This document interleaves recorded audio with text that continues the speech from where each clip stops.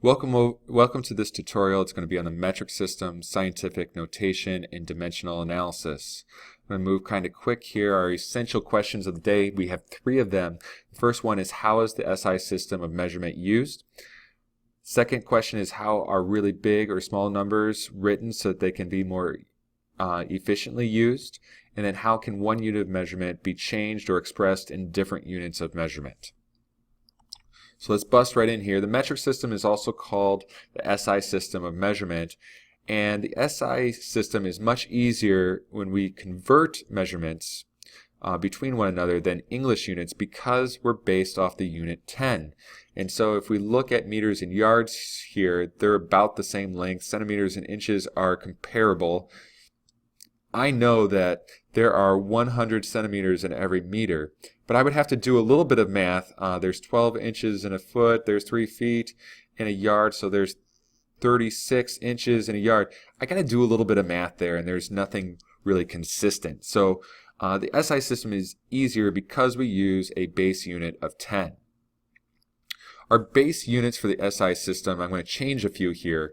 Length, we're measuring along the greatest dimension, is going to be measured in meters, and we use M as our symbol. For mass, I'm going to take this kilo off. We use grams to measure the amount of matter. This is different than weight. We use grams to measure the amount of matter a substance has. Temperature is another one that we use quite often. Remember that temperature is measuring average kinetic energy, and the real SI unit is Kelvin, which is expressed by the symbol K, but we also use degrees Celsius a lot, so we can kind of interchange degrees Celsius in Kelvin. We use time a little bit, but a big one that we use is amount of substance, which is a mole, and this is what we use to calculate how many atoms or molecules are in a substance, and we use the symbol MOL to represent mole. We don't really use electric current or luminous intensity, but we do use a derived unit. We'll talk more about derived units later, but we use volume quite often, and the base unit for volume is liters, which measures the amount of space. So we use meters, grams, Kelvin for temperature, and moles and liters. Before we get too much further into the metric system, we need to talk about scientific notation. Scientific notation is used for really big or small numbers, and it makes them easier to work with. So there's a basic form. Our basic form means that we have a coefficient between 1 and 10. It can't be less than 1. It can be equal to 1, but not less than 1, and it must be less than 10. So I'll pick a number here, 1.73, and then we're going to multiply that coefficient by a power of 10. So times 10 to some x power. And that x will determine which way our decimal goes and whether we get bigger or smaller. Alright, so let's look at converting standard notation into scientific notation. I've given you some rules here. Move the decimal so one non-zero digit is to the left of the decimal. This is going to be our coefficient. So in 150 million, our decimal is right here, and we're going to move it so that I have one non-zero digit to the left of my new decimal. So I get 1.5. Now we got to multiply by a coefficient, or by a factor of 10.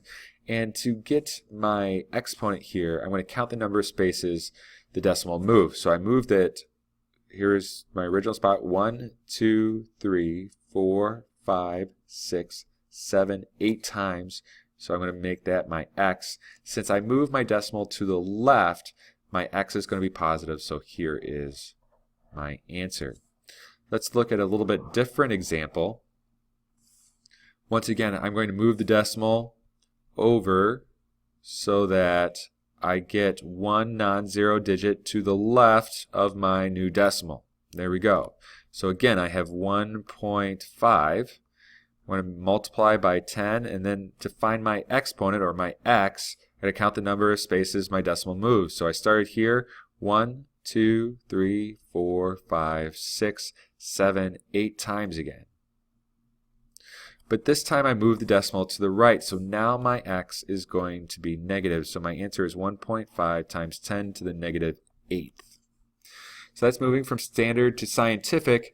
How about if we have scientific and we need to know the standard form? Well, this time we're just going to move backwards, so I'm going to rewrite 1.73 so I have a little bit of room to work here.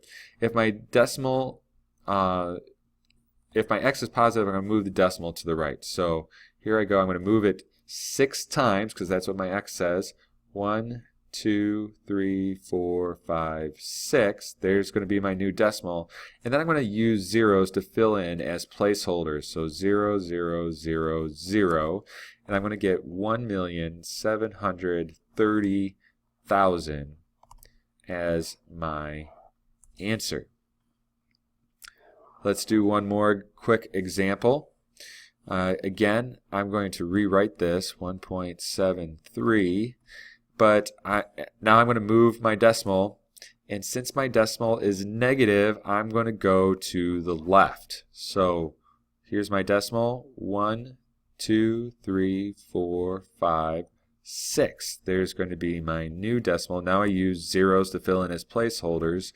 0, 0, 0, 0, 0. And so my new answer is 0.000000173. All right, so we're just moving decimals here, depending on our exponent. All right, now we can go back into the metric system a little bit greater detail. This open space right here, you're going to need to know this chart. This open space is going to be for our base units. And so we'll have grams, we'll have liters, we'll have meters. We can even have seconds in here if we wanted to. But our base unit is always going to be our 10 to the 0. Now, as we go up this chart, our units are getting bigger. There's 1 decameter in every 10 meters. All right, so our units are getting larger.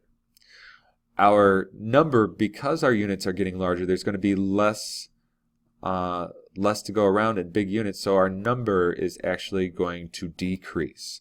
And we're going to move our decimal point to the left so that we get smaller. So if I had, I don't know, let's say 100 meters here, and I wanted to find out how many kilometers I had, I'm going to move that decimal 3 spaces because I'm moving 3 factors of 10. So 1, 2, 3, I would have 0.1 meters. Now be careful as you get to mega and giga. Our exponents jump from 3 to 6 and from 6 to 9. That does make a difference. But most of the time we'll go from base to like kilo. Or we could go down and, sorry about that, we could go down and this time our units are going to get smaller.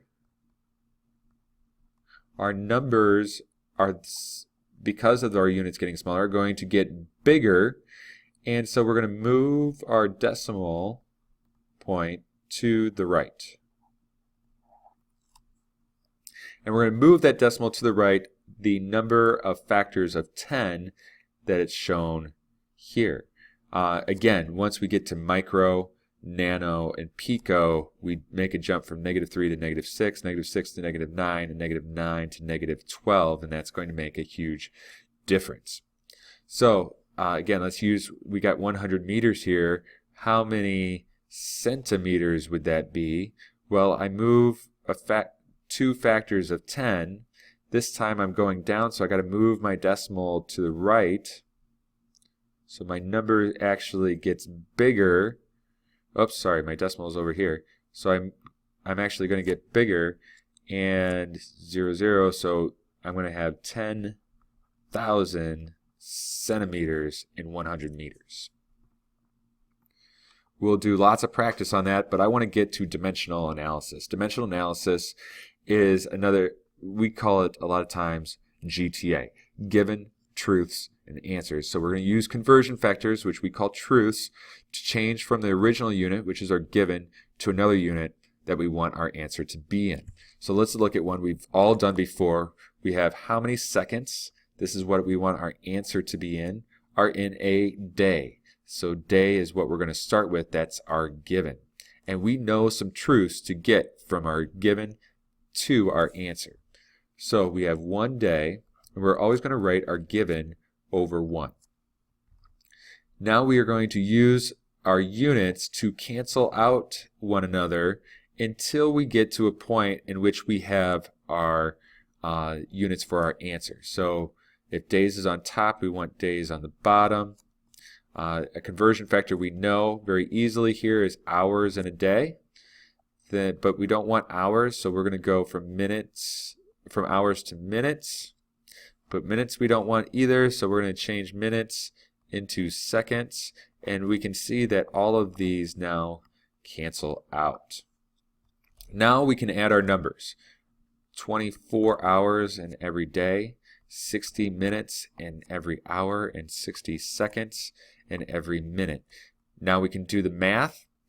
60 times 60 is 3,600 times 24 is going to be 86,400 seconds in every day. Remember that we don't want naked numbers, we need to have units. Let's look at another example. It's more scientific example, if you will. An experiment requires 120 milliliters of solution. The teacher knows that he will need to make enough solution for 40 experiments. 40 experiments is going to be our given. How many liters should he prepare? Liters is in the question. That's what we want our answer to be in. 120 milliliters per one experiment is actually going to be a truth that we use. So again, we start with our given over 1. And we use our truths. So we want to get rid of experiments. I know that I need milliliters per experiment, but I want that milliliters converted into liters. These cancel out. I can now fill in my numbers. I need 120 milliliters for every one experiment. Every 1 liter is going to have 1,000 milliliters. And so when I do the math on that, I'm going to get 4.8 liters of solution. I've got one more example I want to get through. I know that I'm going through these quick. This one I want to make sure that I use scientific notation to express my final answer. I put my given over 1, 4.3 micrometers over 1. And I know micrometers to millimeters is going to be a factor of 3. So 1,000 micrometers in every 1 millimeter. And then millimeters to centimeters. I know that for every 1 centimeter I have 10 millimeters. Once again, I do the math here and I'm going to get 0.00043. But I want this in scientific notation, and so I'm going to write this 1, 2, 3, 4. So 4.3 times 10. I moved it to the right, so I'm going to be negative here. Negative 4. No naked numbers. 4.3 times 10 to the negative 4 centimeters. That ends our conversation today.